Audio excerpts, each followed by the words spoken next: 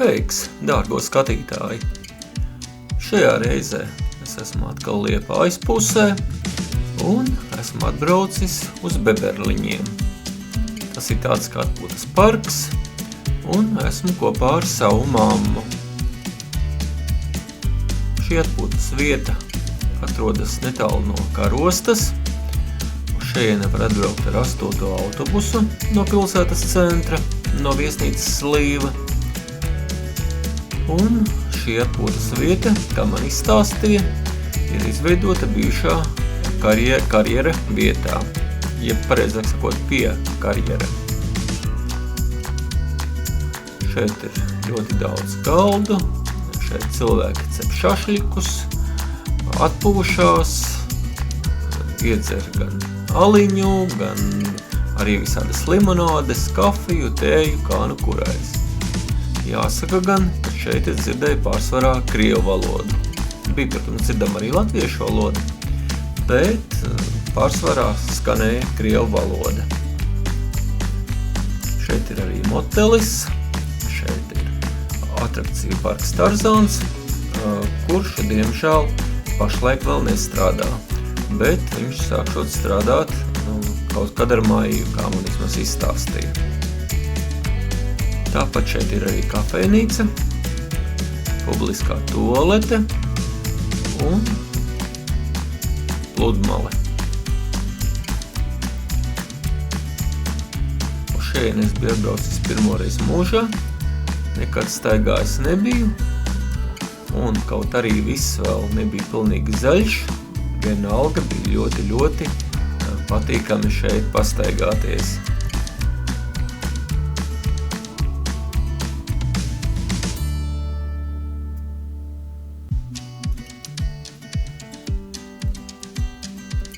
Vēl viens interesants fakts, šeit kādreiz esot gājis dzelzceļš. Dzelzceļš esot gājis uz fortiem, bet, cik es pastaigāju, vismaz es nemanīju nekādas vēstures zīmes, ka tur būtu bijis dzelzceļš. Varbūt, kas zina, var uzrakstīt komentāros, kur konkrēti tad viņš gāja šis dzelzceļš. Un te es iegāju iekšā kafejnīcā. Šis vēl ir skats pa terasi, no terases pareizāk sakot. Šeit vasarā noteikti ir pilns ar cilvēkiem.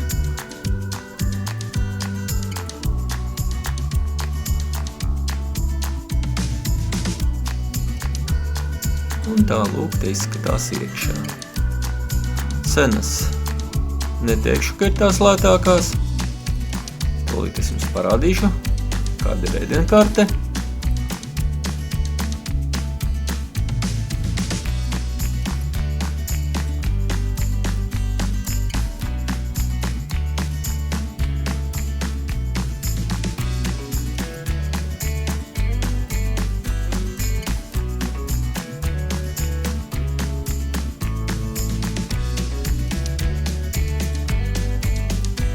Strādā pagaidām kafejnīca tikai sestdienās, svētdienās, bet, kā man teica, vēlāk jau, ka nāks no jūnija, tad jau strādās katru dienu.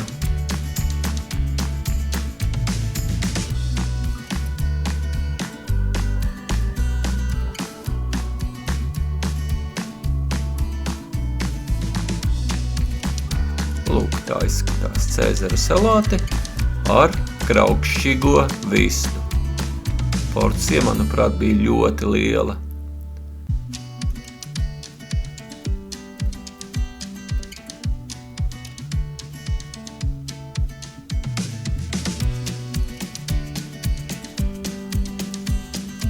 Varu darēt, ka vasarā šeit ir ļoti daudz cilvēku. Būs jāatbrauc vēlreiz kādreiz vasarā, kad būs iespēja. Un šis viss jānofilmē vēlreiz. Un tad jau šo vietu parādīšu vēlreiz arī jums. Šī ēka ir publiskā tualete. Es viņā iegāju iekšā. Diemžēl jāsaka, ka viņa nebija diezko tīra.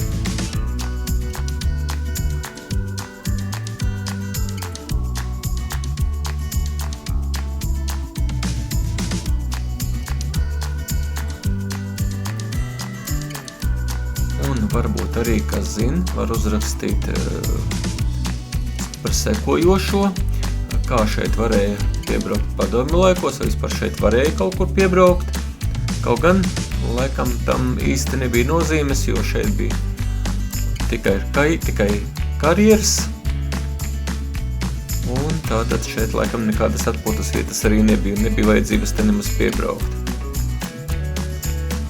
Šis ir motelis, ir kempings, nezinu kā pareizi viņu sauc. Tur iekšā bija arī cilvēki, cepa desiņas uz ugunskura.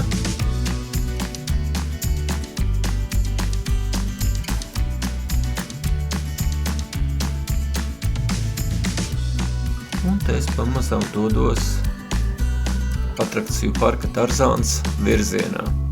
Tepat ir norāde, uz kurien ir jāiet.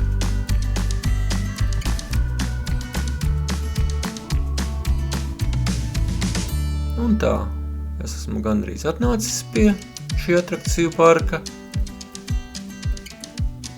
Viņš izskatās pavisam savādāk nekā, piemēram, Daugavpilī, bet pastaigā arī diezgan interesanti. Šeit bija arī 2 publiskās toaletes, bet, diemžēl, tās bija slēgtas. Un, ja cilvēks atrodas kaut kur atrakciju parka Tarzāns pusē, un ir vajadzīga toalete, tad tā ir, es teikšu, liela problēma, ja toalete šeit ir slēgta. Acīm redzot, viņa atverās tikai pa vasaru vaļā, un ir domāta tikai atrakciju parka Tarzāns klientiem. Bet, ja tu esi atnācis uz šo te pludmali, citas toaletes es neko neredzēju, tuvākā ir ezera gandrīz vai otrā pusē, un ne tik traki, bet diezgan patālu. Un aizskriet tur nav iespējams.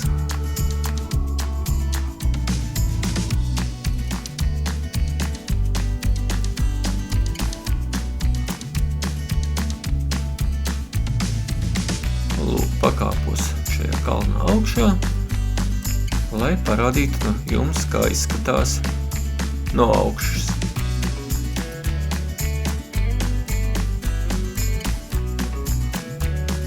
Savukārt šeit, jau es esmu ezera otrā galā, šeit ir arī pludmale. Kas šī par mājiņu, es nezinu, varbūt glābšanas stacija, kaut gan tā kā patālu būtu no krasta, bet kas zina. Šeit ir velosipēda novietne, pārģērbšanās kabīne. Es teikšu, ka vietas pilnībā pietiek, kur var noģērbties un līst iekšā ūdenī.